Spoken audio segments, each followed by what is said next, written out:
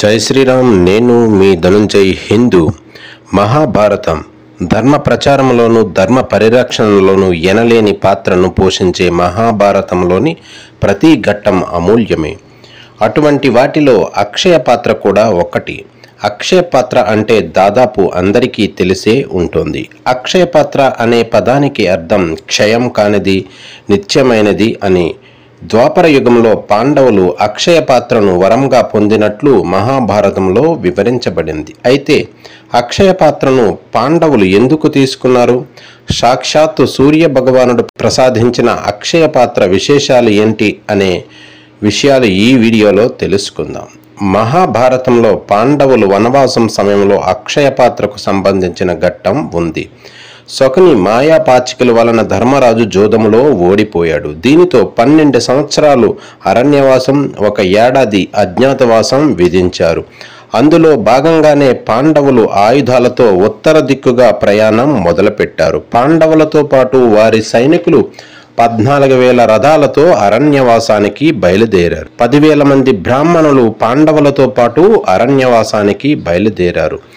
దుర్మార్గులైన కౌరవులను పాలిస్తున్న ఈ రాజ్యంలో మేము ఉండలేము అని బ్రాహ్మణులు అన్నారు. అప్పుడు ధర్మరాజు, మీరు మాపై చూపిస్తున్న ప్రేమకు కృతజ్ఞతలు. మీరు మాతో పాటు అరణ్యంలో కందమూలాలు తింటూ బ్రతకడం కష్టం కాబట్టి నగరానికి వెళ్ళండి అంటారు ధర్మరాజు. అన్యాయం ఉన్న చోట మా మనుగడ అసాధ్యం, మేము కూడా కందమూలాలను తింటామని చెబుతారు. వారిని చూసి ధర్మరాజు చాలా దుఃఖించాడు. అప్పుడు సౌనక మహర్షి బంధం వలన అభిమానం వలన కోరిక వలన కోపం, దాని వలన ఆశ పుడతాయి. ఆశ సమస్త దుఃఖాలకు మూలం కనుక ఆశను వదిలిపెట్టు, ధనార్జనకు పాల్పడవద్దు, తామరాకు మీద నీటి బిందువులా ఉండు అని హితవు చెప్పాడు. అందుకు ధర్మరాజు, ధనం నా కోసం కాదు, నాతో పాటు వచ్చిన జనులకు భోజనం పెట్టాలి. వారు మా అతిథులు, వారి సత్కారం నా విధి. అందుకు సౌనకుడు, ధర్మరాజా, జీవకోటికి ఆహారాన్ని నీటిని ప్రసాదించేది సూర్యుడు కనుక నీవు సూర్యుడును ప్రార్థించి నీ కోరిక నెరవేర్చుకో అని చెప్పాడు ధర్మరాజుకు. ధర్మరాజుకు 108 ఆదిత్య నామాలను అర్థాలతో సహా ఉపదేశించాడు. ధర్మరాజు నిష్ఠతో సూర్యుడును పూజించాడు.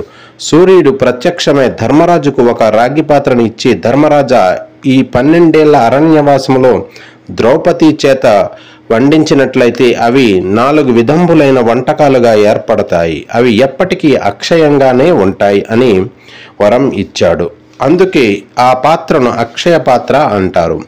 ఆ పాత్ర మీద మూత పెట్టి ప్రార్థిస్తే ఎందరికైనా దాని నుండి భోజనం లభిస్తుంది అని చెప్పాడు. అయితే అక్షయ పాత్రకు ఒక నిబంధన విధించాడు సూర్యుడు. దానిని ఎవరైనా ఎప్పుడైనా ఎక్కడైనా కడిగి బోర్లిస్తే మాత్రం దాని శక్తిని కోల్పోతుంది. ఇక ఆ రోజు నుండి ఎలాంటి ఆహారం లభించదు కాబట్టి జాగ్రత్తగా ఉపయోగించండి అని చెప్పి వెళ్ళిపోయాడు సూర్యుడు. చాలా కాలం పాటు అక్షయ పాత్రతో అక్కడున్న అందరికీ ఎటువంటి లోటు లేకుండా జీవించారు. ఒకనాడు దూర్వాస మహర్షి అరణ్య మార్గం గుండా వెళుతూ పాండవుల వద్ద ఆతిథ్యానికి వచ్చాడు. దూర్వాస మహర్షి, స్నానానికి వెళ్ళి వస్తాను, ఈలోపు అన్నింటినీ సిద్ధంగా ఉంచండని వారితో అన్నాడు. మహర్షి ఆతిథ్యానికి అన్నింటినీ సమకూర్చమని ద్రౌపదిని ఆదేశించారు పాండవులు.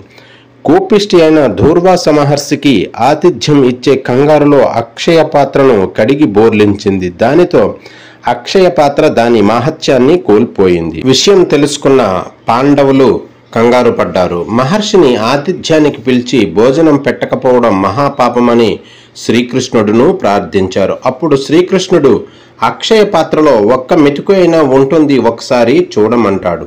అప్పుడు ద్రౌపది వెళ్ళి చూడగా 1 మెతుకు అక్షయ పాత్రను అంటుకొని ఉంటుంది. శ్రీకృష్ణుడి మాయతో వారందరికీ కడుపులు నిండేలా చేశాడు శ్రీకృష్ణుడు. ఈ వీడియో మీకు నచ్చితే ఒక లైక్ చేయండి, కామెంట్ చేయండి. జై హింద్, భారత్ మాతా కీ జై.